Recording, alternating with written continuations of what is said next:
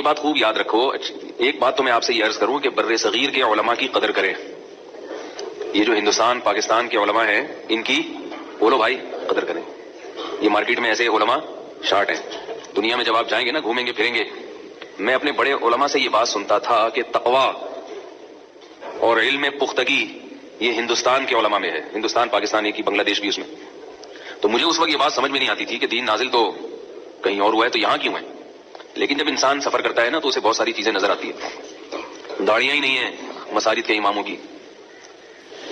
ہمارے ہاں الحمدللہ کم از کم مسجد کا امام بغیر داڑھی کے نہیں ملے گا. اب لوگ اس میں یہ بات کہتے ہیں کہ کیا داڑھی میں اسلام رکھا ہوا ہے. اتنی غور سے کسی کی داڑھی کیوں دیکھ رہے ہو بھائی؟ داڑھی میں یقیناً اسلام نہیں ہے, لیکن اسلام میں بہرحال داڑھی ہے. کم از کم اہل علم کو اپنا گیٹ اپ تو صحیح کر لینا چاہیے نا. حلیہ تو کم از کم اندر کا تو دیکھو, کوئی کسی کے نہیں جانتا کیا ہے. اور اندر تو تبدیلی بھی ہوتا رہتا ہے. اندر کا انسان کبھی اچھا بن جاتا ہے اور کبھی خراب بن جاتا ہے. لیکن اوپر کا تو 100% اپنے اختیار میں ہے نا. اوپر کا حلیہ, داڑھی کاٹنا اتنا بڑا جرم ہے, تغییر خلق اللہ ہے, اللہ کی بنائی ہوئی تخلیق کو بگاڑ دینا. اب جو درس دینے والا ہے اسی کی داڑھی نہ ہو تو کیسے انسان. ایک وہاں صاحب کو میں نے دیکھا کہ سیرت پر بیان کر رہے تھے ایک صاحب, اور ان کے بیان سے لگ رہا تھا کہ ماشاءاللہ سیرت پر ان کا مطالعہ بہت مضبوط ہے. نبی کی سیرت بیان کی جا رہی ہے اور داڑھی کیا ہے بولو بھائی غائب. تو انسان فوراً سوال آتا ہے نا کہ حضرت آپ صلی اللہ علیہ وسلم کی سیرت اتنے خوبصورت انداز میں بیان کر رہے ہیں اور آپ کو نبی سے اتنی محبت ہے, تو آپ کا خود گیٹ اپ نبی جیسا کیوں نہیں. میرا مقصد بھائی کسی بغیر داڑھی والے کا مذاق اڑانا نہیں ہے. بار بار کہتا ہوں کہ ہو سکتا ہے بغیر داڑھی والا ہم سے اچھا ہو. میں تو ایک شریعت کے حکم کی ایک اہمیت بیان کر رہا ہوں. اچھا برا کون ہے یہ تو اللہ ہی بہتر جانتا ہے. تو سوال پیدا ہوتا ہے نا, نعت خوان دیکھے ہوں گے آپ نے, اکثر نبی کی یاد میں مرے جا رہے ہوتے ہیں, کروڑوں کروڑوں روپے کماتے ہیں نبی کی یاد میں رو رو کے, نعتیں پڑھ پڑھ کے, مگر حلیہ دیکھو ماشاءاللہ کلین شیو ہوتے ہیں کہ نہیں ہوتے, لیکن رو رہے ہوں گے نبی کی یاد میں, نعتیں پڑھ پڑھ کے جھوم رہے ہوں گے, لوگوں کو بھی رلا رہے ہوں گے, ہائے نبی ہائے نبی. بھائی ابھی اتنی محبت ہے تو اللہ کے بندو تو کم از کم چہرہ تو رسول کے مطابق کر لو, چہرہ تو نبی کے مطابق کر لو, کیونکہ تم پبلک کے سامنے آ رہے ہو. ایک گناہ وہ ہوتے ہیں جو چھپ کے ہوتے ہیں, جو لوگوں کو نہیں پتا ہوتے, وہ انسان کا اور اللہ کا معاملہ ہے. ایک گناہ وہ جو سب ساری دنیا کے سامنے ہے, وہ زیادہ خطرناک ہے. کل امتی معافا الا المجاہرین. آپ صلی اللہ علیہ وسلم نے فرمایا کہ جو کھل کے گناہ کرتے ہیں سب کے سامنے, ان کی معافی مشکل ہے. تو داڑھی کاٹنے میں ایک غلطی تو کیا ہے, فلا یغیرن خلق اللہ, اللہ کی بنائی ہوئی تخلیق کی مخالفت ہے. اور دوسرا جرم کیا ہے داڑھی کاٹنے میں, دیکھو جب بھی کوئی گناہ انسان سے ہوتا ہے نا تو تھوڑی دیر ہوتا ہے, کیا خیال ہے, پھر اس میں امکان ہوتا ہے کہ اس کو ندامت ہو اور یہ توبہ کر لے. 100 بار بھی گناہ ہو اور 100 بار بھی اس کی توبہ بولے نا بھائی ہو سکتی ہے. لیکن داڑھی کاٹنا تو ایسا ہے کہ وہ تو 24 گھنٹے, کیا خیال ہے, لگا ہوا ہے جسم کے ساتھ. اب لوگوں نے کیا کیا کہ بھائی چلو نہیں رکھی جاتی تو توبہ استغفار کرو, اللہ سے توفیق مانگو. مسئلہ ہی چینج کرنا شروع کر دیا کہ یہ اسلام میں ضروری بولو نا بھائی نہیں ہے. دلیل کیا ہے کہ بھئی یہ تو سنت عمل ہے. یہ بڑی مصیبت ہے کہ آج کے دور میں ہر آدمی مفتی, نہ صرف یہ کہ مفتی بنا ہوا ہے بلکہ مفتی اعظم بنا ہوا ہے. میرا کوئی تعارف کروا رہا تھا یہ مفتی اعظم ہے, میں نے کہا اللہ کا واسطہ میں مفتی اعظم نہیں ہوں بھائی, کوئی چھوٹی چیز بھی کسی کو بنا دیا کرو. ہر آدمی کیا بنا ہوا ہے, مفتی اعظم. اور ہر آدمی خود بخود اجتہاد بھی کر رہا ہے, خود بخود قیاس بھی کر رہا ہے, جو جس کے ذہن میں آ رہا ہے ماشاءاللہ مارکیٹ میں فتویٰ لا رہا ہے. تو داڑھی کاٹنا گناہ کبیرہ ہے. آپ صلی اللہ علیہ وسلم نے حکم دیا, اعفوا اللحى وقصوا الشوارب خالفوا اليهود والنصارى. البدایہ والنہایہ میں ایک واقعہ لکھا ہوا ہے کہ کسرا کے کچھ ایلچی آپ صلی اللہ علیہ وسلم کی خدمت میں آئے, وہ غیر مسلم تھے, ان کے چہروں پہ داڑیاں نہیں تھیں. آپ صلی اللہ علیہ وسلم نے ان کی طرف سے نظر کو پھیر لیا اور فرمایا تمہیں ایسی صورت بنانے کا کس نے حکم دیا؟ انہوں نے کہا ہمارے رب کسرا نے. آپ صلی اللہ علیہ وسلم نے فرمایا مگر میرے رب نے مجھے حکم دیا کہ میں داڑھیوں کو بڑھاؤں. تو اس لیے بھائی میں بار بار کہہ رہا ہوں کسی کی توہین مقصد نہیں ہے, یہ حکم بہت اہم ہے اور یہ حکم صرف ہندوستان پاکستان میں ہی رہ گیا ہے بڑے پیمانے پر. میں یہ نہیں کہہ رہا وہاں کوئی نیک آدمی نہیں ہے, نیک ہر جگہ ہوتے ہیں, لیکن تھوڑے شارٹ ہو گئے ہیں زیادہ ہو. یہاں پھر بھی ہول سیل کے حساب سے پائے جاتے ہیں. عربوں میں داڑیاں ہی کاٹنے کا رواج, علماء کی بھی داڑیاں کٹ رہی ہیں. دوسرا ایک بڑی مسئلہ ایک یہ ہو گیا ہے کہ ازار سب ٹخنوں سے ڈھانکتے ہیں. آپ صلی اللہ علیہ وسلم نے ارشاد فرمایا ما اسفل من الازار الى الكعبین ففی النار. ازار شلوار جو بھی ہم لباس پہنتے ہیں, آپ صلی اللہ علیہ وسلم نے فرمایا کہ جو حصہ بھی ٹخنوں سے نیچے ہوگا ففی النار, کہاں ہوگا, مرد کے لیے اس کی اجازت نہیں ہے کہ وہ اپنی شلوار کو اپنے ازار کو کہاں لے کے جائے, اتنی کھینچ لے کہ وہ ٹخنوں سے نیچے. میں نے ایک مرتبہ سعودی عرب میں ایک صاحب کو دیکھا, ایک عربی کو دیکھا کہ ان کا جبہ ٹخنوں سے اوپر تھا, سمجھ رہے. تو میں ان کے پاس گیا, سلام کیا, میں نے کہا کہ ماشاءاللہ بڑے دنوں کے بعد مکہ میں کوئی ایسا آدمی نظر آیا ہے جو اس حدیث پر عمل کر رہا ہے کہ ازار ٹخنوں سے اوپر رکھو. تو میں نے کہا بڑی خوش, نوجوان تھے کوئی, میں نے کہا بڑی خوشی ہوئی آپ سے مل کے, عربی میں جو بھی ان سے بات چیت ہوئی. تو میں نے کہا یہ جو ہے یہاں رواج کیوں نہیں ہے مکہ میں اور مدینہ میں اظہار کو؟ تو وہ بیچارے افسوس کرنے لگے. کوئی سعودی عرب کے کوئی عالم تھے, بالکل نوجوان تھے. تو پرہیزگار لوگ ہر جگہ ہوتے ہیں, لیکن عربوں کی ان چیزوں کو دیکھ دیکھ کے پاکستانی بھی کیا ہو رہے ہیں, معاملہ ان کا بھی کیا ہو رہا ہے خراب. ایک صاحب کہنے لگے یار یہ داڑھی اتنی ضروری ہوتی اور لباس میں یہ اتنا, اس کا خیال اتنا ضروری ہوتا تو سعودی عرب میں تو ہمیں نظر نہیں آتا. تو بھائی بات اصل تو کیا ہے, قرآن و سنت ہے نا جس کو ہم نے فالو کرنا ہے, اللہ اس کے رسول کے احکامات کو فالو کرنا ہے. تو اللہ اس کے رسول کے احکامات کو جو بھی فالو کرے گا ہم اس کو فالو کریں گے, چاہے وہ مکہ میں رہتا ہو چاہے وہ امریکہ میں رہتا ہو.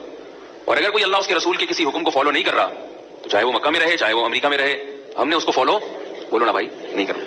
تو اپنے لباس کو بھی درست کرنے کی کوشش کریں. آج کل ایک نیا فتویٰ بھی مارکیٹ میں آیا ہوا ہے کہ پینٹ کو فولڈ نہیں کرنا. سمجھ میں آ رہی ہے بات؟ شلوار کو موڑنا نہیں ہے. نہیں سنا میرا خیال آپ لوگوں نے فتویٰ کہ بھائی موڑنا نہیں ہے شلوار کو. اب وہ کیا ہو رہا ہے کہ ان کی شلواریں ٹخنوں سے نیچے ہیں اور امام اسی حالت میں نماز پڑھاتا ہے. صحیح حدیث ہے آپ صلی اللہ علیہ وسلم کی, ان اللہ لا يقبل صلاة رجل مسبل ازارہ. آپ صلی اللہ علیہ وسلم نے فرمایا اللہ اس شخص کی نماز قبول نہیں کرتے جو اپنے ازار کو, صحیح حدیث ہے بالکل, ٹخنوں سے نیچے لٹکاتا ہے. کتنی واضح حدیث ہے. لیکن یہ ایک چینل سے یہ فتویٰ بھی مارکیٹ میں آ گیا اور یہ اتنا پھیلا اس چینل پہ یہ فتویٰ کہ یہ ہمارے سامنے ہی آیا. یعنی ہم نے اپنے بچپن میں بھی اس چینل کے لوگوں سے, ان علماء سے یہ کبھی نہیں سنا. وہ لوگ بھی یہی کرتے تھے کہ اپنے ازار کو شلوار کو ٹخنوں سے اوپر رکھتے تھے. تو بجائے اس کے کہ بھائی ماحول کے لحاظ سے اپنے آپ کو تبدیل کرو اسلام کے مطابق, ہم نے اسلام کو ماحول کے حساب سے تبدیل کرنا شروع کر دیا. اگر آپ کو شرم آ رہی ہے شلوار ٹخنوں سے اٹھاتے ہوئے یا پینٹ کو فولڈ کرتے ہوئے تو آپ بولو کہ اللہ تعالیٰ سے دعا مانگو, اللہ مجھے ہمت دے, ماحول معاشرے سے مقابلے کی توفیق عطا فرمائے. جب تک نہیں ہوتا توبہ استغفار کر لے انسان, لیکن شریعت کو تو تبدیل نہ کرے نا بھائی. کیا خیال ہے, غلط تو نہیں کہہ رہا؟ شریعت کو تو تبدیل نہ کرے. شریعت تو وہی ہے جو 1400 سال پہلے رسول اللہ صلی اللہ علیہ وسلم لے کر آئے تھے. یہ لوگ جو پینٹ پہن کے نماز پڑھتے ہیں اور ان کو شرم آتی ہے کہ بھائی ٹخنوں سے اوپر پینٹ ہوگی تو ہم برے لگیں گے دیکھنے میں, تو اس کا ایک حل یہ ہے کہ پینٹ پہنو ہی نہیں. کیا خیال ہے بھائی, شلوار قمیض پہن لو, کیا اس میں کیا جا رہا ہے؟ پینٹ پہننا جائز ہے, کوئی فرض واجب تو نہیں ہے نا. میرا خیال نہیں آ رہی سمجھ میں بھائی, پینٹ پہننا کوئی فرض تو نہیں ہے. اور اگر پہننی ہی ہے تو ایک ٹیکنیکل طریقہ آپ کو بتا دیتا ہوں. جو شوز آپ خریدیں نا پینٹ کے ساتھ, وہ شوز ٹخنوں سے اوپر ہوں. آئی بات سمجھ میں؟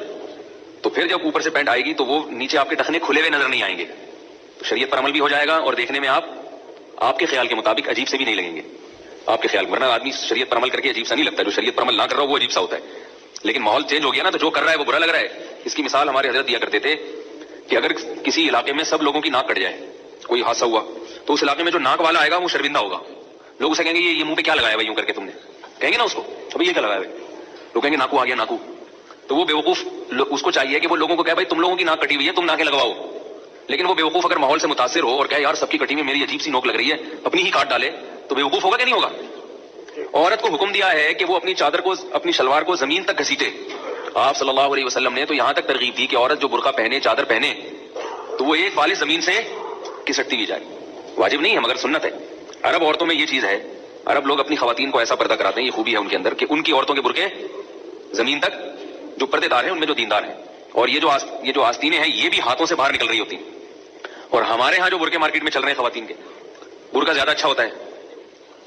یعنی خاتون برقع پہنتی ہے نا تاکہ لوگ بد نظری سے بچیں, تو برقع پہن کے بد نظری پبلک زیادہ کر رہی ہوتی ہے. ایک صاحب مجھے کہنے لگے یار اتنے اچھے اچھے برقعے آئے ہوئے ہیں, دل چاہتا ہے برقع ہی لے جاؤ گھر میں. مارکیٹ میں برقعے اتنے اچھے اچھے آئے ہوئے ہیں, دل چاہتا ہے برقع ہی لے جاؤ. تو یہ بھی غلط ہے بھائی. تو اللہ نے عورت کو حکم دیا تھا کہ وہ ازار چھپائے, ٹخنے سے نیچے کرے, اور مرد کو حکم دیا کہ وہ اپنی شلوار کو یا کوئی بھی چیز پہنی ہوئی ہے تو ٹخنوں سے اوپر رکھے. تو الٹا معاملہ ہو گیا کہ خواتین نے ٹخنے ننگے کرنے شروع کر دیے اور مردوں نے, تو ان کو برا نہیں لگ رہا جن کو لگنا چاہیے, اور جس کو برا نہیں لگنا چاہیے اس کو برا لگ رہا ہے. تو یہ حل بھی کر سکتے ہیں آپ, سمجھ رہے ہیں. اور اگر آفس میں کہیں مجبوری ہے, یونیفارم پہننا ہے جس میں وہ ٹخنے کھولنے کی اجازت نہیں دیتے, تو یہاں مجبوری میں گنجائش ہے کہ جب تک آفس ٹائم ہے آپ باس کی سختی سے بچنے کے لیے ٹھگ لیں, اور جیسے ہی آپ کا آفس ٹائم ختم ہوتا ہے تو وہ فوراً آپ فولڈ کر کے اوپر کر لیں. لیکن مجبوری میں داڑھی کاٹنا جائز نہیں ہے, مجبوری میں ٹخنے ڈھانکنا جائز ہے. دونوں میں فرق کیا ہے اس کا بھی وقت نہیں ہے, ورنہ میں دلائل سے بتاتا کہ دونوں میں فرق کیا ہے. بعض چیزیں مجبوری میں جائز ہو جاتی ہیں اور بعض مجبوری میں جائز. نماز چھوڑنا مجبوری میں جائز ہے؟ بولو بھائی, نماز کسی قیمت پہ جائز نہیں. اگر نماز قضا کرنے کی اجازت ہوتی کسی بھی درجے میں تو اللہ حالت جنگ میں, میدان جہاد میں اجازت دیتے تھے کہ نماز چھوڑ دو, بھی گولیاں چل رہی ہیں. اللہ نے نماز کا طریقہ تو بدل دیا لیکن نماز چھوڑنے کی اجازت نہیں دی. پہلے میں یہ شلوار ٹخنوں سے اوپر والا, کیونکہ میں یہ دو چیزیں بہت دیکھ رہا ہوں, وہاں جہاں بھی گیا ہوں میں, سفر کرو سب علماء کی بھی ازار نیچے, اور آدمی حیران ہو جاتا ہے بھائی کیا کر رہے ہو, کوئی نیک ہو برا ہو سب کا حساب, اللہ ماشاء اللہ جن کو اللہ بچائے. تو ہمارے جو پاکستانی لوگ ہیں نا وہ کہتے ہیں کہ ہمارے مولویوں نے کچھ ضرورت سے زیادہ سختی کی ہوئی ہے، ان کے ہاں تو کتنی آزادی ہے. تو ایسا نہیں ہے، یہ اللہ اس کے رسول کا حکم ہے. اور وہاں بھی عالم سے آپ فتویٰ لیں گے تو وہ یہ کہیں گے ٹخنے ڈھانکنا حرام ہے. بھائی جب آپ بھی کہہ رہے ہیں حرام ہے تو آپ نے کیوں ڈھانکے ہوئے؟ تو یہ بڑی گڑبڑ ہوتی ہے. تو یہ جو مسئلہ ہے نا، بعض لوگ کہتے ہیں تو تکبر کی وجہ سے حرام ہے، ہم میں تو تکبر نہیں ہے. اور بعض لوگ یہ کہتے ہیں کہ حضرت ابو بکر صدیق رضی اللہ تعالی عنہ کو رسول اللہ صلی اللہ علیہ وسلم نے ٹخنے ڈھانکنے کی اجازت دی تھی. بعض لوگ یہ کہتے ہیں. حدیث میں آتا ہے کہ آپ صلی اللہ علیہ وسلم نے فرمایا کہ ازار کا جو حصہ بھی لٹکے گا تو وہ جہنم کی آگ میں ہوگا. تو حضرت ابو بکر نے ارشاد فرمایا کہ یا رسول اللہ، میں جو ہے نا کوشش کرتا ہوں اوپر رکھنے کی، مگر پھر بھی بے خیالی میں نیچے چلے جاتا ہے. تو آپ صلی اللہ علیہ وسلم نے فرمایا انک لست ممن جرہ خیلا، تم تکبر کی وجہ سے ایسا نہیں کرتے. تو اس حدیث سے بعض لوگوں نے یہ سمجھا ہے، بعض لوگوں نے، کہ دیکھو یہ تو تکبر کی وجہ سے لٹکانا حرام ہے. حضرت ابو بکر میں چونکہ تکبر نہیں تھا تو نبی نے اجازت دے دی کہ نیچے لٹکا لو، تو ہم میں بھی تکبر نہیں ہے لہذا ہمیں بھی لٹکانے کی اجازت ہے. تو یاد رکھیے نبی صلی اللہ علیہ وسلم نے حضرت ابو بکر کو ڈھانکنے کی اجازت نہیں دی، بلکہ حضرت ابو بکر نے جو یہ فرمایا نا کہ بے خیالی میں ہو جاتا ہے، تو اس بے خیالی کی ریزن بیان کی ہے کہ زیادہ فکر کرنے کی ضرورت نہیں ہے، تمہارے اندر کبر نہیں ہے. باقی حضرت ابو بکر بھی ٹخنے کھولا ہی کرتے تھے. اگر اجازت ہوتی تو سب سے پہلے نبی خود عمل کرتے اس پر، کیونکہ آپ صلی اللہ علیہ وسلم میں بہرحال تکبر نہیں تھا. آپ صلی اللہ علیہ وسلم نے کبھی اپنے ٹخنے نہیں ڈھانکے ہیں. حضرت عثمان رضی اللہ تعالی عنہ جب صلح حدیبیہ کے موقع پر گئے ہیں مکہ، مشرکین مکہ سے بات چیت کے لیے، تو آپ کا اظہار بھی ٹخنوں سے اوپر تھا. اس پر مشرکین مکہ نے آپ کا مذاق اڑایا. تو آپ نے فرمایا کہ تم بے وقوفوں کی وجہ سے میں اپنے نبی صلی اللہ علیہ وسلم کی سنت کو ترک، جملہ مکمل کر دیا کریں، نہیں کر سکتا، سمجھنے کی نہیں سمجھتے. تو اس سے پتہ چلتا ہے کہ یہ اس وقت سے مذاق بھی اڑایا جاتا رہا ہے اس سنت کا، اور اس وقت سے صحابہ مضبوطی سے اس پر عمل بھی کرتے رہے ہیں. تو حضرت عمر رضی اللہ تعالیٰ عنہ کی جب شہادت کا وقت آیا، ایک مجوسی نے آپ کے برچھا مارا تھا فجر کی نماز میں، تو آپ زخمی ہو گئے، اور آپ جب کوئی چیز کھاتے تھے تو اس زخم کے راستے سے باہر نکل آتی تھی. اس سے آپ کو یقین ہو گیا کہ اب میری زندگی ختم ہونے والی ہے. ایسی سخت حالت میں آپ نے ایک شخص کو دیکھا جو آپ کے پاس آیا، اس کا اظہار ٹخنوں سے نیچے تھا. حضرت عمر نے اس بیماری کی حالت میں اس کو بلایا اور اس کو حکم دیا کہ اپنا اظہار ٹخنوں سے اوپر کرو. اور حضرت عمر یہ بھی کیا کرتے تھے کہ جس کا اظہار دیکھتے ٹخنوں سے نیچے ہے کوڑا مارتے تھے اس کے. مشکل ہو رہا ہے سن، کیا کرتے تھے؟ اگر حضرت عمر ہمارے دور میں ہوتے تو ہمارے تو ٹخنے ہی غائب ہو چکے ہوتے. تو اللہ کے بندو، جب اللہ اس کے رسول نے ایک چیز کا حکم دے دیا تو مان لو. کیا جا رہا ہے اس سے؟ مان لیں کیا جا رہا ہے اس سے؟ شادی بیاہ کے موقع پہ شرم آتی ہے دولہا کو، دولہا کی شادی اور اس کو شرم آ رہی ہے کہ میں ٹخنے جو ہے نا وہ اس موقع پر. بعض لوگ کیا کرتے ہیں شادی کے موقع پر داڑھی کیا کر لیتے ہیں؟ چھوٹی کر لیتے ہیں کہ یار کم از کم اس دن تو ہم ہینڈسم لگے دیکھنے میں. تو اتنا کیوں ڈر رہے ہو بیوی سے بھائی؟ ابھی سے اتنا ڈر رہے ہو ماحول اور معاشرے سے، تو آگے کیسے چلو گے؟ بولو بھائی میں یہی حلیہ ہے، اسی میں قبول کرنا ہے تو قبول کرو، نہیں کرنا تو جاؤ. کیا خیال ہے؟ قبول کرنا ہے کرو، نہیں کرنا تو نکلو. تو ایک حکم تو یہ ہے جو دنیا میں ذرا شارٹ ہوتا ہوا نظر آ رہا ہے داڑھی کا، یعنی جب بھی کہیں بھی سفر ہوتا ہے تو دینداروں میں بھی، لیکن الحمدللہ جب یہاں آتے ہیں تو ہمارے علماء کی داڑیاں بھی نظر آتی ہیں اور اظہار بھی ٹخنوں سے اوپر نظر آتا ہے. خوشی ہوتی ہے کہ الحمدللہ بر صغیر میں اس کا اہتمام کیا جاتا ہے. دوسرا مسئلہ ہے نمازیں گول کرنے کا. سفر میں نماز کو لوگ بہت ہلکا سمجھتے ہیں اور سفر میں نمازیں گول کر دی جاتی ہیں، اور دلیل یہ دی جاتی ہے کہ سفر کیا ہے؟ ایک عذر ہے. تو یاد رکھو سفر میں اللہ نے 4 کی 2 اسی لیے کر دی ہیں کہ تمہارے پاس اس کو چھوڑنے کا اب کوئی بہانہ، بولو نا بھائی. ایک اور تھوڑی سی گڑبڑ جو نظر آتی ہے، آپ جب کہیں سفر کریں گے تو وہ لوگ ذرا سی بات پہ 2 نمازوں کو اکٹھا پڑھ لیتے ہیں. یہ بھی آپ نے دیکھا ہوگا بہت زیادہ، ظہر اثر ملا لی اور مغرب اور عشاء ملا لی. تو یہ بات تو ٹھیک ہے کہ امام شافعی کے نزدیک عرب ملکوں میں زیادہ تر فقہ حنبلی کو یا شافعی کو فالو کیا جاتا ہے. سب عرب میں نہیں، بہت سارے عرب کنٹریز میں فقہ حنفی کو بھی فالو کیا جاتا ہے، لیکن خاص طور پہ سعودی عرب میں اور یہ UAE میں زیادہ تر فقہ حنبلی اور فقہ شافعی ہے. تو ان دونوں فقہ میں اجازت ہے کہ آپ سفر میں 2 نمازیں اکٹھی پڑھ سکتے ہیں، لیکن اتنی جھوٹ نہیں ہے جتنی ان لوگوں نے بنا لی ہے. میں اس کی زیادہ تفصیل میں نہیں جاؤں گا. علامہ ابن قیم رحمہ اللہ تعالی نے یہ بات لکھی ہے کہ سفر میں 2 نمازیں اکٹھی کرنا آپ صلی اللہ علیہ وسلم کی متوارث سنت نہیں ہے، سخت مجبوری میں آپ نے یہ کام کیا ہے. اور آپ دیکھیں گے کبھی سفر کریں گے تو وہ سمجھتے ہیں کہ سفر میں 2 نمازوں کو بہرحال ایک ہی ٹائم پہ پڑھنا یہ گویا کہ فرض ہے، یہ اتنا اہتمام کرتے ہیں. تو ہمارے پاکستانی لوگ بھی کیا کرنا شروع کر دیتے ہیں، ظہر کے ساتھ اثر پڑھ رہے ہیں، مغرب کے ساتھ عشاء پڑھ رہے ہیں، پھر کبھی ظہر کے وقت میں اثر پڑھ رہے ہیں، کبھی ظہر کو قضا کر کے اثر کے وقت اثر اور ظہر ملا رہے ہیں، کبھی مغرب میں عشاء پڑھ رہے ہیں، کبھی عشاء کے وقت میں. تو اتنی چھوٹ کہ بالکل اتنی آزادی کے ساتھ، یہ جمہور کا مذہب نہیں ہے. اور فقہ حنفی میں تو 2 نمازوں کو اس طرح سے اکٹھا کرنا کہ بالکل ہی قضا کر دے ایک نماز کو، اس کی اجازت نہیں ہے. امام ابو حنیفہ رحمہ اللہ تعالیٰ کے نزدیک یہ جو حدیث میں آتا ہے نا کہ نبی صلی اللہ علیہ وسلم نے، بھائی بچوں کو چپ کرائیں، بچوں کو چپ کرائیں، کہ آپ صلی اللہ علیہ وسلم نے 2 نمازیں جمع کی ہیں امام ابو حنیفہ کے نزدیک اس کا مطلب یہ ہے کہ اس طرح سے جمع کی ہے کہ ظہر کو مؤخر کیا، عصر کے قریب تک پہنچا دیا، ظہر پڑھتے ہی عصر کا وقت داخل ہو گیا تو فوراً عصر پڑھ لی، مغرب کو مؤخر کیا یہاں تک کہ جب مغرب کا وقت قضا ہونے کے قریب ہو گیا تو مغرب پڑھی اور فوراً تھوڑی دیر میں عشاء پڑھ لی، اس طرح سے جمع کیا ہے۔ بعض لوگ اس بارے میں امام ابو حنیفہ پر یا جو حنفی مذہب کو فالو کرتے ہیں اسے بہت طنز کرتے ہیں کہ یہ لوگ حدیثوں کے منکر ہیں، کیونکہ بہت ساری حدیثوں میں ہے کہ آپ صلی اللہ علیہ وسلم نے سفر میں 2 نمازیں ایک ساتھ پڑھی ہیں، اکٹھی پڑھی ہیں، تو اکٹھی پڑھنے کا یہ مطلب ہے۔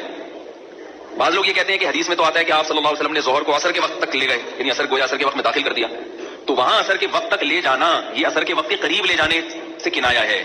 بعض دفعہ کوئی چیز کسی کے قریب بھی ہوتی ہے تو وہ اس کو جیسے ہم کہتے ہیں نا مسجد تک آیا، حالانکہ مسجد کے اندر ابھی داخل نہیں ہوا ہوتا، اس کے قریب پہنچ گیا ہوتا۔ اور اگر کسی راوی نے یہ بیان کر بھی دیا کہ ظہر کو بالکل عصر کے وقت میں پڑھا ہے تو یہ راوی سے بیان کرنے میں غلطی بھی ہو سکتی ہے، اس لیے کہ ظہر اور عصر کا وقت جب قریب ہوتے ہیں نا دونوں اتنا مشتبہ ہوتا ہے کہ 100% یقین نہیں ہوتا کہ ابھی عصر کا وقت شروع ہوا ہے یا نہیں ہوا، پہلے نقشے تھوڑی تھے۔ اب آپ کہہ سکتے ہیں کہ بھائی راوی سے غلطی ہو سکتی ہے، پھر تو کسی بھی حدیث پر اعتبار نہیں ہے، پھر تو ہر آدمی ہر حدیث کے بارے میں کہے گا، تو ہم کہتے ہیں ایسا نہیں ہے، یہاں راوی کی میں غلطی کا امکان اس لیے لیا جائے گا کہ اس کے خلاف جو دلائل ہے وہ بہت مضبوط ہیں۔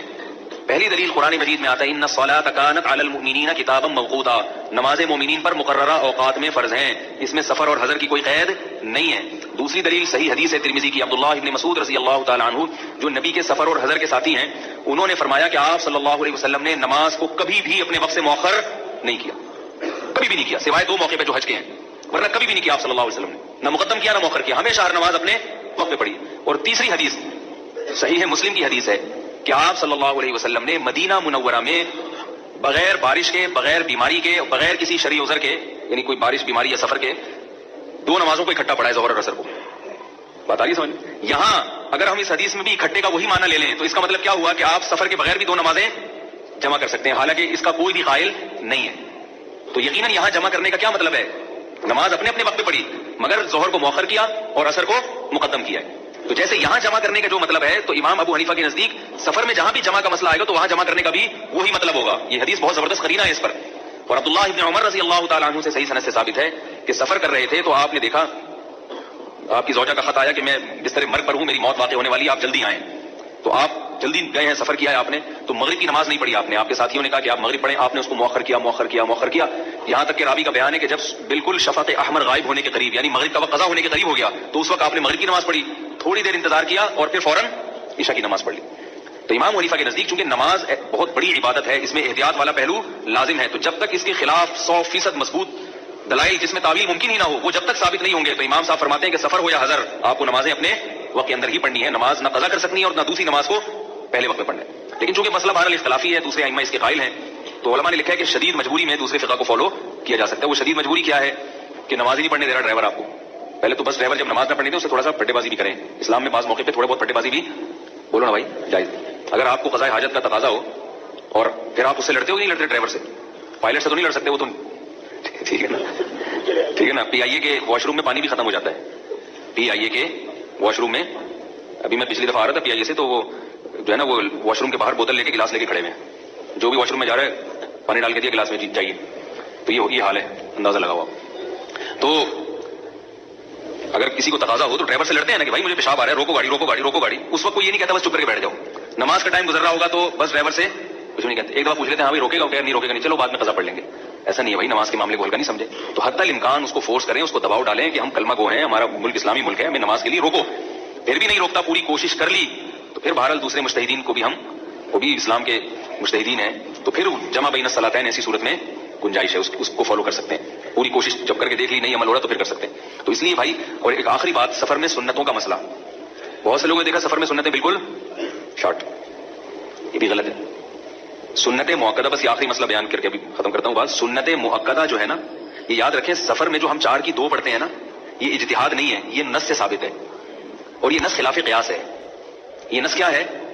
تھوڑی سی گاڑی بات زبان آ رہی ہے، یہ خلاف قیاس۔ خلاف قیاس کا مطلب یہ ہے کہ سفر میں بعض دفعہ آدمی بہت سہولت سے ہوتا ہے، پھر بھی شریعت نے کیا کہا 4 کی 2 پڑھو، اور بعض دفعہ آپ اپنے مقام پہ بڑی ٹینشن میں ہوتے ہیں مگر پھر بھی 4 کی 2 کی اجازت نہیں ہے، تو یہ فرض کے ساتھ خاص ہے۔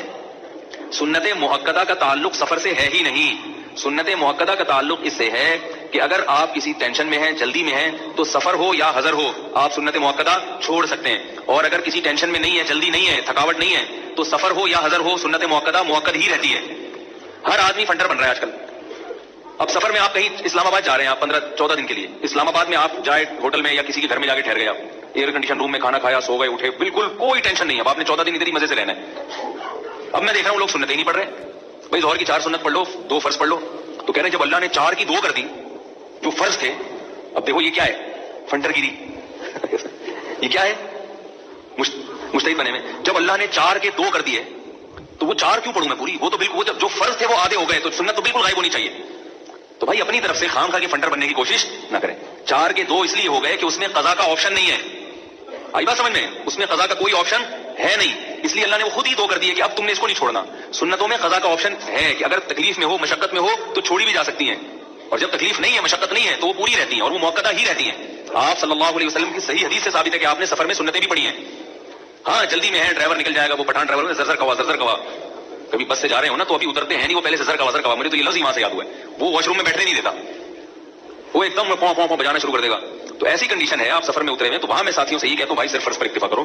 وہاں بھی لوگ خوشبو خضو سے باقاعدہ سنتوں میں لگ گئے، تو پھر خود بھی تکلیف ہوگی، مسافروں کو بھی تکلیف ہوگی، راستے میں ٹریول کر رہے ہیں یا ایئرپورٹ پہ ہیں، جہاز اڑنے والا ہے، تو فرض پڑھیں، آپ سنتیں چھوڑ دیں، یا ٹرین میں سفر کر رہے ہیں فرض پڑھ لیں آپ۔ لیکن جب کسی مقام پہ پہنچ گئے، تسلی سے نہا دھو لیے، بالکل فریش ہو گئے، تو پھر سنت موقدہ ویسی ہوتی ہیں جیسے سنت موقدہ یہاں ہوتی ہیں۔ سمجھ رہے ہیں کہ نہیں سمجھ رہے؟ تو یہ کچھ احکام تھے، اللہ تعالیٰ ہم سب کو سمجھنے کی، عمل کرنے کی توفیق عطا فرمائے، وما علینا الا البلاغ۔